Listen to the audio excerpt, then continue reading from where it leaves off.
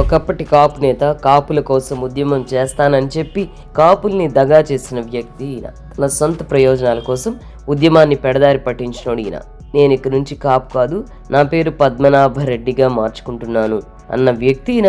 అటువంటి ముద్రగడ అంబటి అరెస్ట్ను ఖండిస్తూ ముఖ్యమంత్రికి లెటర్ రాయడం రాష్ట్ర వ్యాప్తంగా చర్చనీయాంశమైంది. అసలు ముద్రగడకు కాపుల గురించి మాట్లాడే అర్హత ఉందా అని కాపులు ప్రశ్నిస్తున్నారు. ఈయనకి తెలుగుదేశం అధికారంలో ఉన్నప్పుడే కాపు కులం గుర్తుకొస్తుంది. వైఎస్ హయాంలో కానీ వైఎస్ జగన్ హయాంలో కానీ కాపు కులం గుర్తుకు రాదు. వైఎస్ ఫ్యామిలీ అంటే భక్తితో కూడిన భయమేమో మనకు తెలీదు. జగన్మోహన్ రెడ్డి అధికారంలో ఉన్న 5 ఏళ్ళు కాపుల మీద దాడులు జరిగిన వైసీపీ నాయకులు కాపు కులాన్ని కావాలనే తిడుతున్న ముద్రగడ నోరు పెగలలేదు. ఇప్పుడు సడన్గా తాడేపల్లి ఆదేశాలతో కాపు కులాన్ని టార్గెట్ చేస్తున్నారు అంటూ ఒక రాష్ట్ర ముఖ్యమంత్రిని లకారాలు తిట్టిన అంబటి రాంబాబుకి ఒత్తాసు పలుకుతూ లెటర్ రాశారు. అయినా అసలు రెడ్డిగా మారిన నీకు కాపు కులం సంగతి ఎందుకు?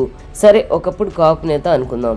జగన్ ప్రభుత్వంలో పవన్ కళ్యాణ్ను, ఆయన భార్యని, ఆయన పిల్లల్ని పచ్చిగా పబ్లిక్గా రేపులు చేస్తామని మాట్లాడిన వైసీపీ రౌడీలపై ఎందుకు స్పందించలేదు? వంగవీటి రంగా నాయకుడు కాదు, ఒక రౌడీ అని వైసీపీ గౌతమ్ రెడ్డి మాట్లాడినప్పుడు ఎందుకు స్పందించలేదు? అప్పుడు జగన్మోహన్ రెడ్డికి ఎందుకు లెటర్ రాయలేదు? కాకినాడలో జనసేన కాపు నాయకులను అడ్డగోలుగా రౌడీలతో నడి రోడ్డు మీద కొట్టిస్తుంటే ద్వారంపూడిని ఎందుకు ప్రశ్నించలేదు? అప్పుడెందుకు జగన్మోహన్ రెడ్డికి లెటర్ రాయలేదు? అంబటి రాంబాబు వాడిన భాషను నువ్వు సమర్థిస్తావేమో కానీ కాపులు ఎవరు సమర్థించడం లేదు. పద్మనాభరెడ్డి, ఇకనైనా నీ పిచ్చి వేషాలు మానుకుంటే నీకే మంచిది.